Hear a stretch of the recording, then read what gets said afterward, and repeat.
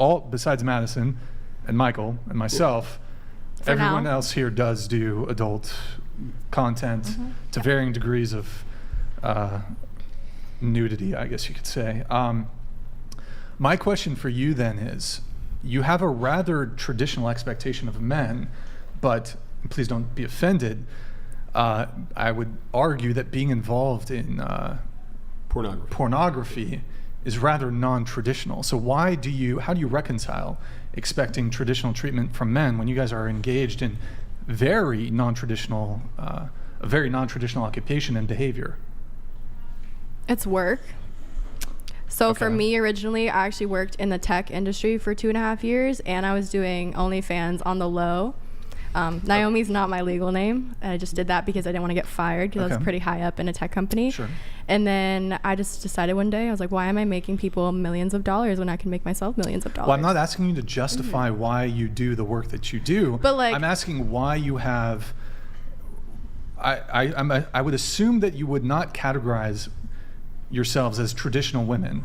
My point was, like, I was traditional and no one knew about this other side of me, right? So how long have you been doing OnlyFans? Like a year. Okay. So my question is that none of you are traditional women, yet you have very traditional expectations of men. How do you reconcile that?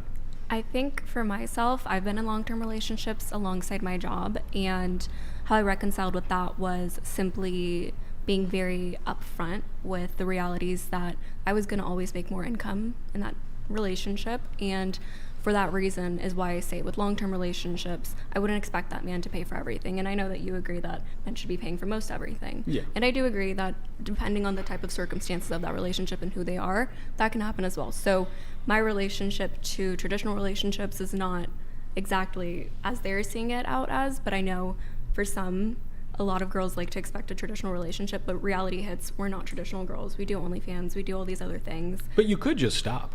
Yeah, we right? can. And then completely. You could just do the traditional thing and find this, like, rich Mac daddy, and and he can pay for your hair, and then you don't do the other thing. Well, I do want to go around the table on this because that was a question that was posed generally, but to all of you. So, Cindy, how do you reconcile? I think the man should definitely provide in a relationship, and it so doesn't then even the matter woman about should not be involved in pornography.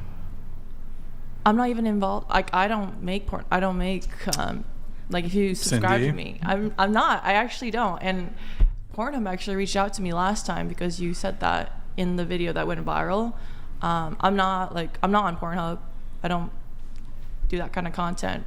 But going back to the question, like, yeah, I think the guy should provide. It's been like that. The man chases after the girl. Mm-hmm. So it's been like that. It's always going to be like that. And it doesn't matter if you do OnlyFans, if you're a sexy model on the internet. It's not always what it seems. Once you get to know the actual woman and talk to her, like we are right now, then you'll actually get to know her. It's not always like sexualizing a woman because she's like, she's hot and like, Oh, well, I'm not sure if that really, okay. Sorry, I was going to say I kind of align with what you're trying to say is it's kind of a mask per se. I don't like saying that, especially on camera, but our identities as these girls, as adult girls, is that we are these super hypersexual beings, and that's not always the reality. Yeah. That's not our actual identities. Mm-hmm. Some of us don't even have the same names. So I think that's where it kind of carries out into our personal lives, and our private lives are very traditional as opposed to the untraditional ways that we present ourselves online. The persona online. But because of that, we obviously, like myself, I include that into my relationships. There is a reality for myself, for others perhaps not. So but is it really possible to like split yourself up into two people? I mean, you could have a stage name and a real name, and in your stage persona you're one way, and in your real life you're another way, but you're one person. Not two different people, just the perception of how people see us online versus how we are in real life. But I think that's to Brian's point. When you're dating someone with two different identities, you're both of those people, right? And I guess you're going to be more one or the other, or you're going to be an individual. Exactly. So the stage persona might start to infringe upon the reality. And so would that change your expectations of the kind of guys you'd be dating, or how you would behave with them? For me, my ex was the only person I ever made content with, like, in that way, like, to the furthest extent of content, I guess. No one else have I ever made content on that level with. Everything else is just me. You know, it's so crazy to think about the way we all talk today is ordinarily what you'd be saying is we made love, but we're such a capitalistic, materialist, decadent society. Now you say, you know, my ex, he and I, we were so close, we made content together. It was the deepest content ever. You know, it's just something's really gone wrong in our society, hasn't there? That because really you should just be making love and making babies. No, with I these agree. Guys, right? I agree, but the money is something that I really hopped on and wasn't willing to walk away from. If it's very tempting. If I can support myself and the people in my life, that's all I ask for. Can I say something? I think that I don't even do content or anything, but I think we should treat people that do the same as we treat actors. Like, we don't judge them for the movies or the roles they play in movies or anything because the money is good. Do we not? You know, No. I mean, they're a little bit different. Historically speaking, actors have been considered in the same class as, like, criminals and prostitutes. Well, I think, in my personal Marilyn opinion, Monroe. I don't, sure. I don't look at a role my Anderson. favorite actor plays and say, I don't like this role, so I don't like this person. It's kind of just like they're doing it for the money and they're doing it for the content. And I think it's the same with OnlyFans. No, sure. I understand that they're like these, you put on a mask and you do a thing. No. So what do you think about Yeah, that? what do you think, Brian? Well, look, let's I think you're trying to make a point of something in a broader sense, but I'm talking on an interpersonal relationship level. So, for example, you could have, and I'll open this up to the whole panel, but I'll start with you. Would you object to a man who perhaps he has actually no issue with a woman being engaged professionally with producing adult content? He has no problem with it, no judgment of it. However, when it comes to his personal life and who he chooses to partner with and date, he does object to dating someone who has nude photographs of themselves on the internet for whatever reasons those may be. He's not outwardly judgmental about it, but when it comes to his personal preferences and who he wants to date, marry, whatever it may be, he does not want to date a woman who does OnlyFans or does porn.